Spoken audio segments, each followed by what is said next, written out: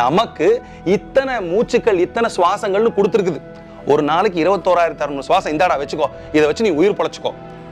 இதை நம்பிட்டு இருக்கிற மனுஷன் இந்த 21,600 சுவாசத்தை எப்படி எடுக்கணும்னு எடுக்க தெரியாம சீக்கிரமா போறவனு உண்டு, ரொம்ப நாள் வாழ்றவனு உண்டு. நமக்குன்னு ஒரு செட் ஆஃப், அதான் ஆயுட்காலம்னு சொல்றோம். இப்போ ஒரு எக்ஸாம்பிள், ஒரு மனிதன் 60 வயசு வாழ்றான் அப்படின்னா 60 வயசுக்கு தேவையான சுவாசத்தை கொடுக்குது. நல்லா புரிஞ்சுக்கோங்க, பிரபஞ்சம் கொடுக்கறது சுவாசத்தை தான் கொடுக்குது, பிராணனை கொடுக்கல. பிராணன்கிற ரகசியத்தை, அடைக்கப்பட்ட வாசல் மேல அந்த பிராணன்கிற ரகசியத்தை கொடுத்துருக்குது. அந்த பிராணன் நமக்கே தெரியாம நம்மளோட கண்களையும், காதுகளையும், மூக்கையும், வாயையும், உறுப்புகளையும் செயல்படுத்த வைக்குது. அப்ப நம்மளோட செயல்களுக்கு காரணமா இருக்கக்கூடிய அந்த பிராணனை நெறிப்படுத்தி எங்க புறப்படுறதோ அந்த இடத்துக்கு கொண்டு போய் சேர்த்துறதுக்கு பேர் தான் வீடு பேரு அடைதல், சமாதி நிலை அடைதல்.